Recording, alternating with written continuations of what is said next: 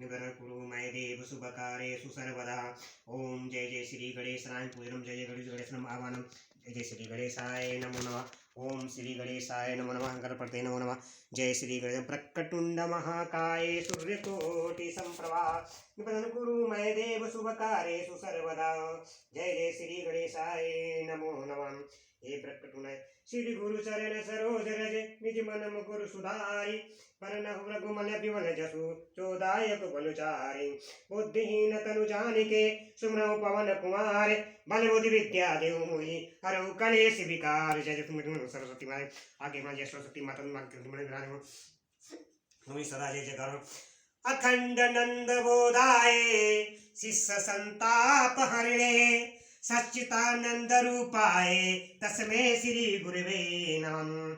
अखंड मंडलाकारं व्याप्त येन चराचरं, तत्पद दर्शितेन तस्मै श्री गुरुवे नमः। अज्ञानतिमिरान्धस्य ज्ञानाञ्जनशलाकया चक्षुरुन्मीलितं येन तस्मै श्री गुरुवे नमः। गुरुर्ब्रह्मा गुरुर्विष्णु गुरुर्देवो महेश्वरः, गुरुर्साक्षात् परब्रह्म तस्मै श्री गुरुवे नमः। हे गुरु महाराज तुम्हें सदा जय जयकार, नीलकंठ महादेव तुम्हें सदा जय जयकार। हे सरस्वती महादेव तुम्हें सदा जय जयकार, नीलकंठ महादेव तुम्हें सदा जय जयकार।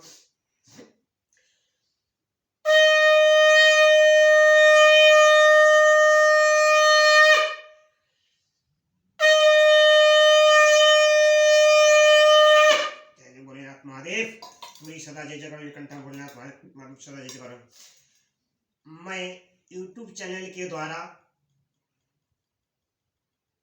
रुद्र संहिता से भगवान विष्णु की नाम से कमल का प्रादुर्भाव, शिव स्वेच्छा, ब्रह्मा जी का उससे प्रकट होना, कमल नाल के उद्गम का पता लगाने में असमर्थ, ब्रह्मा का तप करना, श्री हरि के उन्हें दर्शन देना, विवादग्रस्त ब्रह्मा विष्णु के बीच में अग्र स्तंभ का प्रकट होना तथा उसके ओर छोर का पता ना पाकर उन दोनों का उसे प्रणाम करना।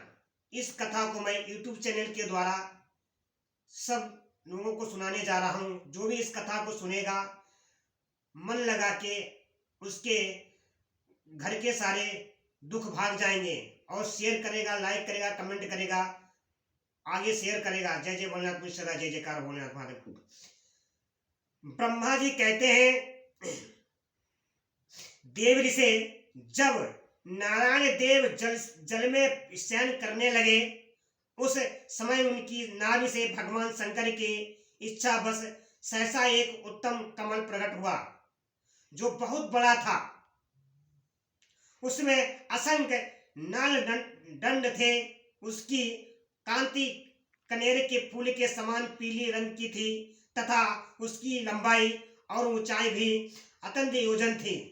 वह कमल करोड़ों सूर्य के समान प्रकाशित हो रहा था। सुंदर होने के साथ ही संपूर्ण तत्वों से युक्त था और अत्यंत अद्भुत परम रामायणीय दर्शन के योग तथा सबसे उत्तम था। तत्पश्चात कल्याणकारी परमेश्वर शंभ सदा शिव ने पूर्व व्रत पर्यंत करके मुझे अपने दाहिने अंग से उत्पन्न किया। महेश्वर ने मुझे तुरंत ही अपनी माया से मोहित करके नारायण देव के नाभ कमल में डाल दिया और लीला पूर्वक मुझे वहां से प्रकट किया। इसी प्रकार उस कमल से पुत्र के रूप में मुझे हिरण्य गर्भ का जन्म हुआ। मेरे 4 मुख हुए और शरीर की कांति लाल हुई। मेरे मस्तक त्रिपुंड रेखा से अंकित थे। तात भगवान शिव की माया से मोहित होने के कारण मेरी ज्ञान शक्ति इतनी दुर्लभ हो रही थी कि मैंने उस कमल के सिवा दूसरे किसी को अपने शरीर का जनक या पिता नहीं जाना। मैं कौन हूँ, कहाँ से आया हूँ, मेरा कार्य क्या है, मैं किसका पुत्र होकर उत्पन्न हुआ हूँ और किसने इस समय मेरा निर्माण किया है। इसी प्रकार संशय में पड़े हुए मेरे मन में यह विचार उत्पन्न हुआ कि मैं किस लिए मोह में पड़ा हुआ हूँ, जिसने मुझे उत्पन्न किया है उसका पता लगाना तो बहुत सरल है। इस कमल पुष्प का जो पत्रयुक्त नाल है उसका उद्गम स्थान इस जल के भीतर नीचे की ओर है जिसने मुझे उत्पन्न किया है। वह पुरुष भी वही होगा, इसमें संशय नहीं है। ऐसा निश्चय करके मैंने अपने को कमल से नीचे उतारा।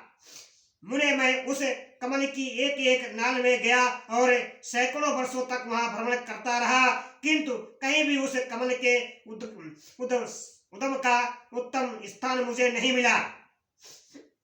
जब पुनः संशय में पकड़ कर मैं उस कमल पुष्प पर जाने को उत्कर्ष हुआ और नाल के मार्ग से उस कमल पर चढ़ने लगा। इसी तरह बहुत ऊपर जाने पर भी मैं उस कमल के कोष को ना पा सका। उस दशा में मैं और भी मोहित हो उठा। मुने उस समय भगवान शिव की इच्छा से परम मंगलमयी उत्तम आकाशवाणी प्रकट हुई जो मेरे मोह का विध्वंस करने वाली थी। उस वाणी ने कहा, तप तपस्या करो।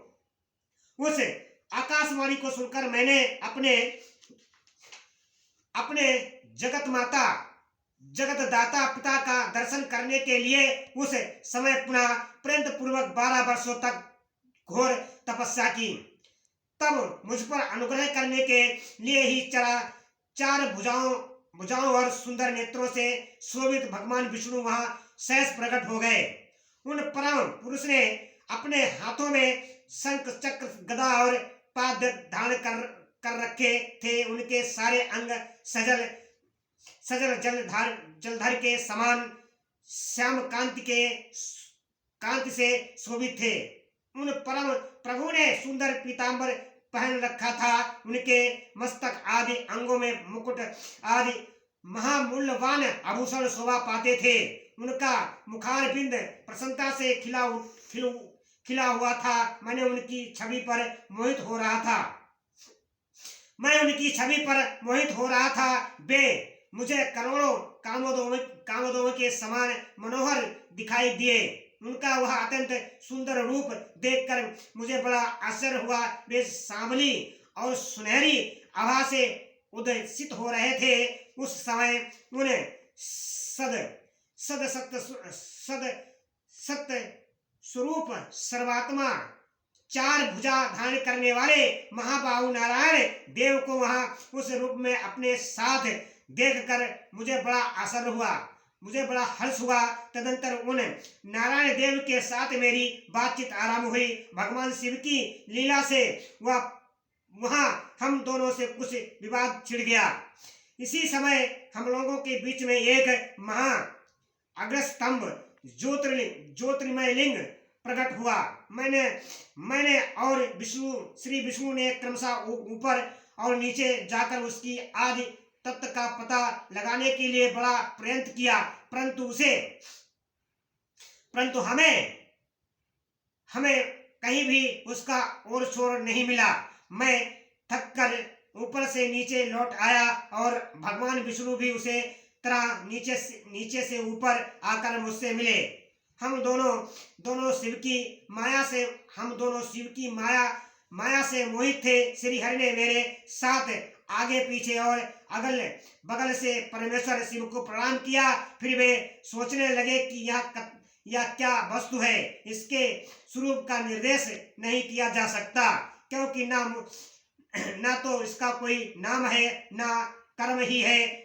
लिंग रहित तत्व ही यहाँ लिंग भाव को प्राप्त हो गया है। ध्यान मार्ग में भी इसे स्वरूप का कुछ पता नहीं चलता। इसके बाद मैं और श्री हरि दोनों ने अपने चित्त को स्वस्थ करके उस अग्रस्थि स्तंभ को प्रणाम करना आरंभ किया।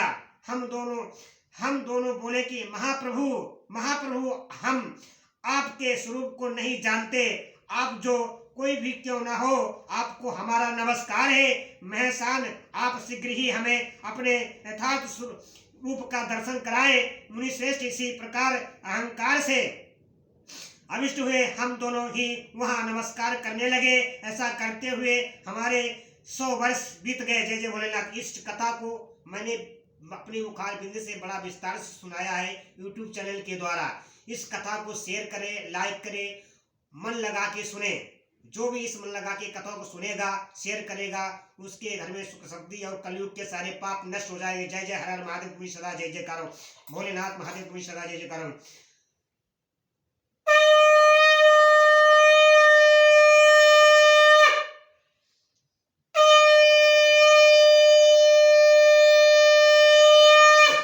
जय जय भोलेनाथ महादेव।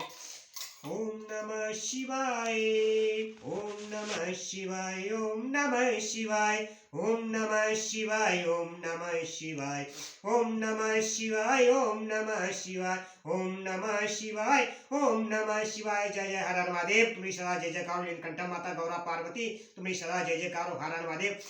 इस कथा को शेयर करें, कमेंट करें, लाइक करें।